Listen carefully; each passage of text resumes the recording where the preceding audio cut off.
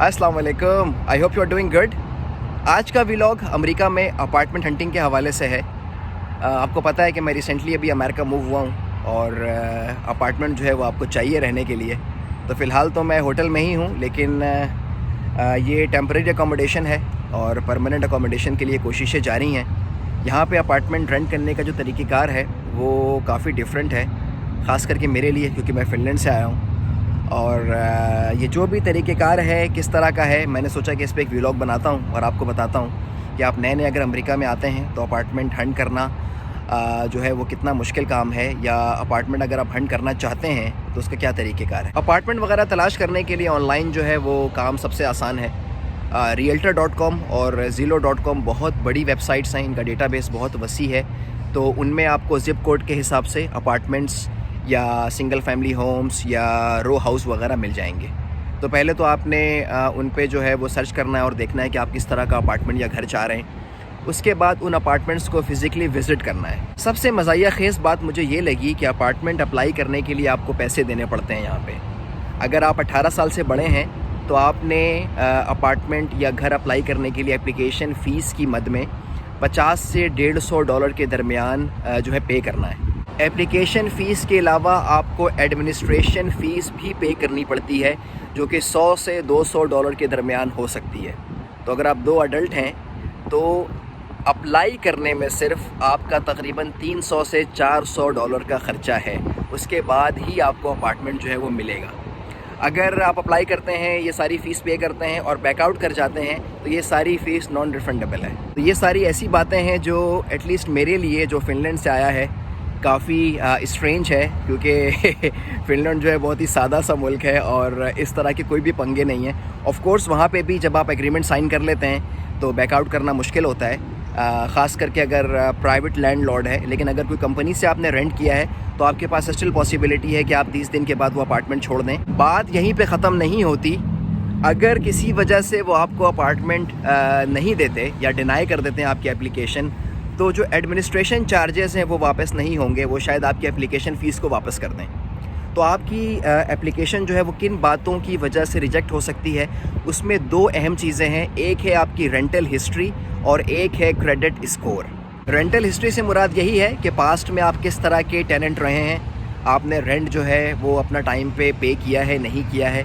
और दूसरा है क्रेडिट स्कोर, कि जो आपका क्रेडिट कार्ड है उसकी लिमिट क्या है, आप उसमें से कितने पैसे खर्च करते हैं, कितना पे बैक करते हैं। तो यहाँ पे ये दोनों चीज़ें बहुत मैटर करती हैं, चाहे वो प्रॉपर्टी रेंट करने के हवाले से हो या अपनी प्रॉपर्टी ख़रीदने के हवाले से हो।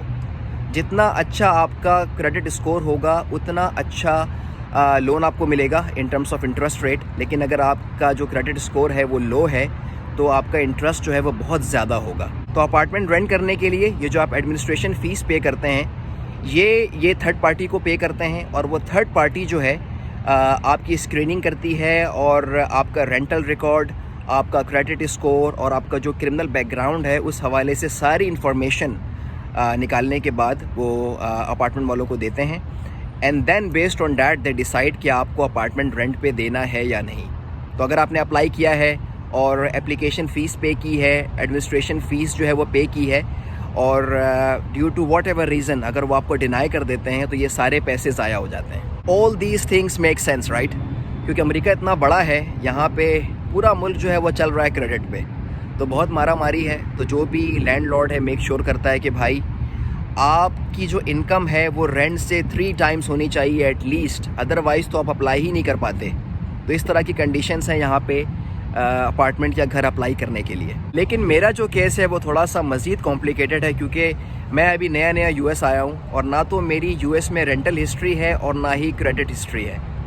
तो मुझे अपार्टमेंट देना थोड़ा सा और मुश्किल काम है, क्योंकि अगर ये स्क्रीनिंग करते भी हैं तो they can not find anything, क्योंकि मैं तो बिल्कुल नया हूँ। और मुझ जैसे बहुत से लोग जो नए यूएस मूव होते हैं उनके साथ भी यही होता है। तो इस केस में वो ये कहते हैं कि भाई आप डिपॉज़िट जो है वो ज़्यादा दें, यानी आपका जो भी रेंट है उसका 3 गुना आप जो है वो डिपॉज़िट जमा करवाएं। इसके अलावा ऑफ़िस का लेटर जमा करवाएं, आपका जॉब जो कॉन्ट्रैक्ट है वो जमा करवाएं, पासपोर्ट की कॉपी, वीज़ा की कॉपी एट्सेट्रा। मैं घर देख रहा था तो एक घर मुझे पसंद भी आया, लेकिन जब उसे पता लगा मैं फ़िनलैंड से आया हूँ और मेरी यहाँ पे कोई रेंटल हिस्ट्री नहीं है, कोई क्रेडिट स्कोर नहीं है, तो उसने बोला कि भाई अगर आप 1 साल के लिए घर रेंट करना चाहते हैं तो आपको अप फ्रंट 1 साल का रेंट जो है वो देना पड़ेगा। तो फिर मैंने माज़रत कर ली क्योंकि it doesn't make any sense for me. लेकिन जब आप नए नए आते हैं तो इस तरह की कॉम्प्लिकेशंस का सामना आपको करना पड़ता है। क्रेडिट स्कोर का बहुत बड़ा हाथ है आपकी ज़िंदगी में अगर आप अमेरिका में रहते हैं। तो इस हवाले से मैं एक डिटेल वीडियो बनाऊंगा और आपको बताऊंगा कि बेस्ड ऑन क्रेडिट स्कोर आपको किस तरह के बेनिफिट्स हैं और किस तरह के नुकसानात हैं अगर आपका जो क्रेडिट स्कोर है वो लो है। तो आज मेरा प्लान है कि 6-7 अपार्टमेंट्स को विज़िट करूंगा और किसी भी एक अपार्टमेंट के हवाले से आपको मैं डिटेल में बताऊंगा, टूर भी कराऊंगा, क्योंकि यहाँ पे अपार्टमेंट कॉम्प्लेक्स जो हैं वो डिफरेंट किस्म के हैं, बहुत ह्यूज किस्म के होते हैं और उनमें जो फैसिलिटीज़ हैं टेनेंट्स के लिए बहुत ही उम्दा किस्म की हैं।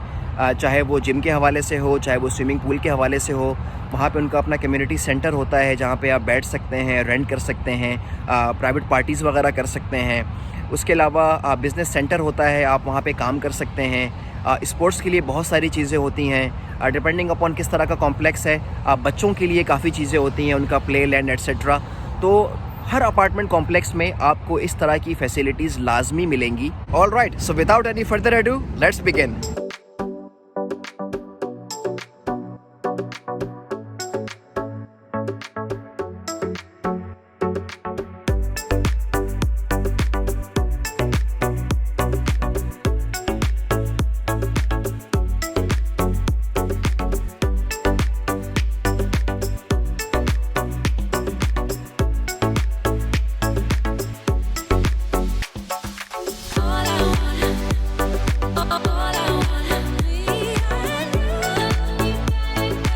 अभी मैं जिस अपार्टमेंट को देखने के लिए आया हूँ उसका नाम है क्रीक साइड टाउन होम्स।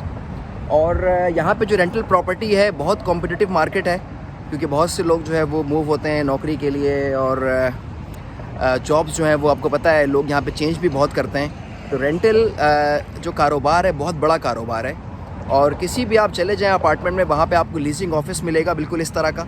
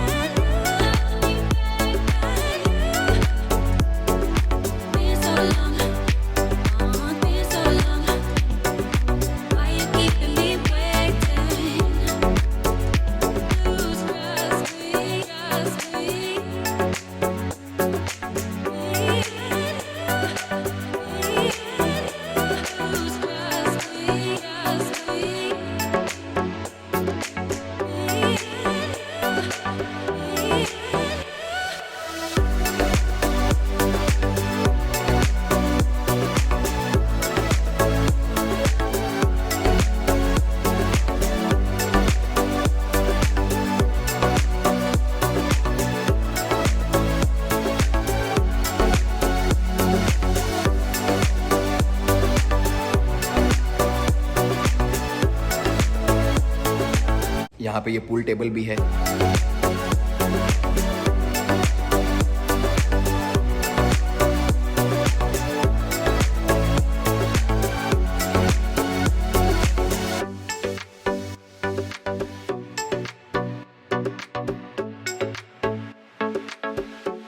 ये क्लब रूम है, जिस तरह मैंने बताया आपको हर अपार्टमेंट कॉम्प्लेक्स में आपको इस तरह का क्लब रूम मिलेगा जो आप बुक कर सकते हैं पार्टीज़ के लिए। इसके अलावा बिज़नेस सेंटर होता है जहाँ पे आप काम कर सकते हैं बैठ के, प्रिंट वगैरह ले सकते हैं, ब्राउजिंग कर सकते हैं, वहाँ पे कंप्यूटर वगैरह होते हैं। और पूल तो मस्ट है। ये मेरे पीछे आप पूल देख सकते हैं, आउट ऑफ फोकस है but now it's in focus.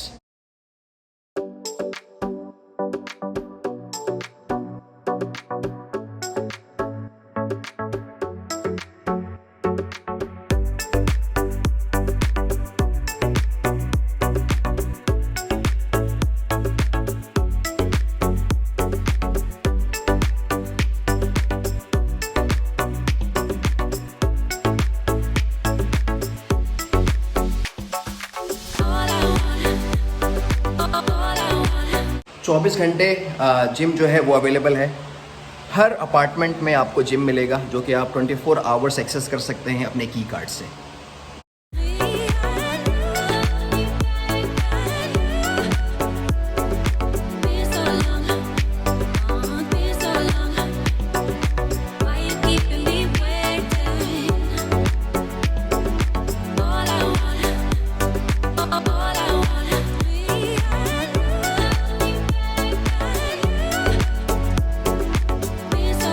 पे रेंटल मार्केट बहुत ही कॉम्पिटिटिव है। तो जब आप विज़िट करते हैं किसी अपार्टमेंट को तो वो जो प्राइस है वो लॉक कर देते हैं 24 घंटे के लिए। आपने उसी टाइम में अप्लाई करना पड़ता है। अगर अप्लाई नहीं करेंगे तो प्राइस जो है या रेंट जो है वो बदल जाएगा। कहते हैं कि यहाँ पे रेंट डेली फ्लक्चुएट होता है और रेंट जो है वो सिस्टम बताता है आपको। समटाइम्स बड़ा अपार्टमेंट आपको सस्ता मिल रहा होता है और छोटा अपार्टमेंट जो है वो महंगा मिल रहा होता है। So it all depends on the system. तो ये जो अपार्टमेंट मैं देखने के लिए जा रहा हूँ ये मॉडल अपार्टमेंट है, सिर्फ एक बेडरूम का। तो चलते हैं अंदर और चेक करते हैं।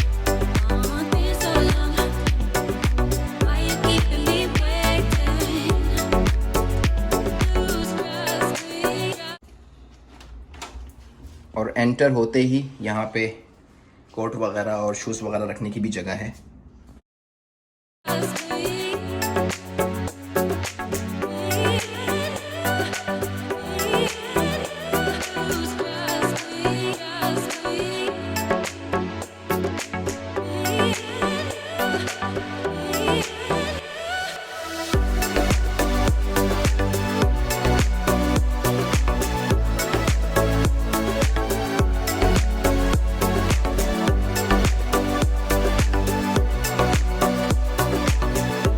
ये 1 बेडरूम अपार्टमेंट मॉडल हाउस है या मॉडल अपार्टमेंट है। हमारे लिए छोटा है लेकिन देखने के लिए यही अवेलेबल था। इससे आपको एटलीस्ट ये आइडिया होता है कि जो अपार्टमेंट की फर्निशिंग है वो किस तरह की है, अप्लाइंसेस वगैरह किस तरह के हैं।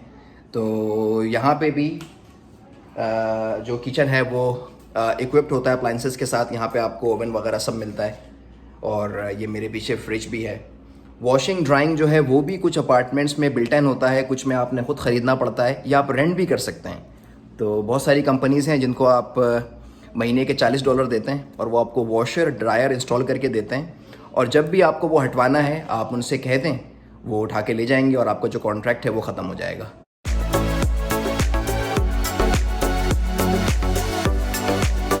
यहाँ पे अटैच बाथ जो है वो बहुत पॉपुलर है।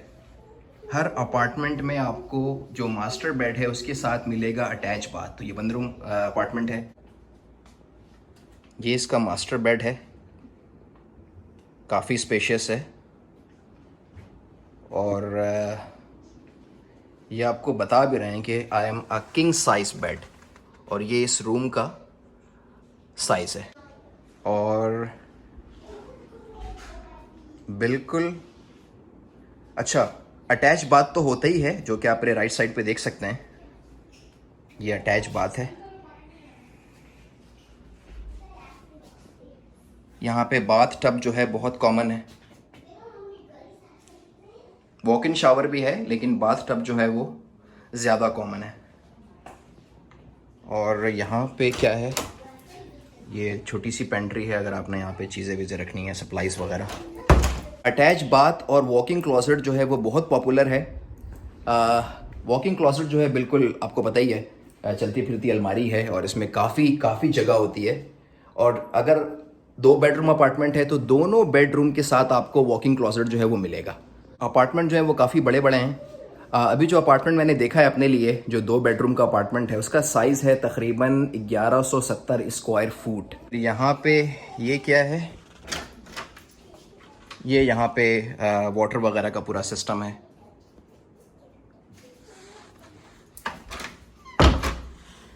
उसके साथ ही यहाँ पे एक और दरवाज़ा है। ये क्या है, यहाँ पे आप देख सकते हैं कि ये वॉशिंग और ड्राइंग जो है वो अवेलेबल है।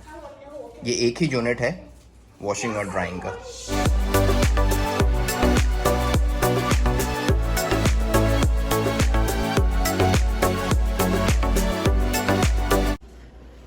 यहाँ पे भी ये पेंट्री है। ये क्लोसेट वगैरह जो है वो अच्छी क्वांटिटी में है तो काफ़ी स्पेशियस है। ये क्या है, अच्छा जी, ये आपका गराज है। एज यू कैन सी, जिस तरह हमारे यहाँ टाउन होम्स होते हैं या रीवी तालो होते हैं या रो हाउसेस होते हैं, ये उस तरह की कम्युनिटी है जिसमें सारे घर ज़मीन पे हैं गराज के साथ। ये 1 बेडरूम है, इसके साथ गराज अटैच्ड है। और जो मैं देखने के लिए आया हूँ उसमें नीचे गराज है और ऊपर जाके आपका अपार्टमेंट है। मेरे पीछे आप एसी यूनिट देख सकते हैं। पूरा घर जो है वो सेंट्रलाइज्ड इसमें कूलिंग सिस्टम है। जिस तरह फिनलैंड में हमारे यहाँ हीटिंग सिस्टम होता है उसी तरह यहाँ पे हीटिंग एंड कूलिंग। दोनों सिस्टम आपको मिलेगा सेंट्रलाइज्ड। हर अपार्टमेंट का अपना कूलिंग सिस्टम या हीटिंग सिस्टम है, वो शेयर्ड नहीं होता क्योंकि मौसम यहाँ पे इस तरह का है कि वो शेयर नहीं करते ना तो कूलिंग को ना ही हीटिंग को।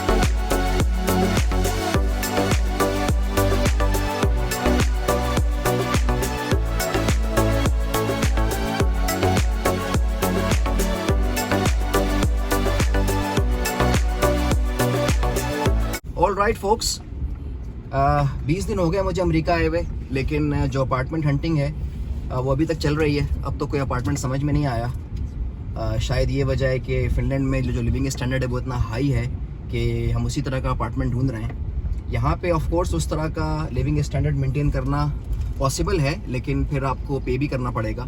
ये अपार्टमेंट्स काफ़ी नए हैं, काफ़ी ज़बरदस्त हैं, लेकिन इनका जो रेंट है वो है तकरीबन 2200 USD, तो $2200 सिर्फ रेंट है। इसके अलावा भी एडिशनल जो है वो चार्जेस होते हैं। फॉर एग्ज़ाम्पल कम्युनिटी फ़ीस है, और फिर थ्रैश के पैसे हैं अलग से, और पेस्ट कंट्रोल, क्योंकि वेदर ऐसा है कि यहाँ पे वो कीड़ों के लिए दवाइयाँ डालते हैं, तो उसकी मंथली फ़ीस लेते हैं आपसे। तो इस तरह के बहुत सारे पंगे हैं जो कि यहाँ पे आपको मिलेंगे। 2200 तो रेंट हो गया। ऑन टॉप ऑफ डैट आपने बिजली के लिए पे करना है, वाटर का पे करना है, सेवरेज का पे करना है, इंटरनेट है। एनीवे, जिस तरह मैंने आपसे कहा था कि अपार्टमेंट हंटिंग पे एक वीडियो बनाऊंगा, तो ये वीडियो उसी हवाले से थी। आई होप आपने एंजॉय किया होगा। लाइक करें, सब्सक्राइब करें for more similar contents regarding the US। अपने दोस्तों के साथ शेयर करें। I would really appreciate your help supporting the channel. आपसे फिर मुलाकात होगी। Have a great day.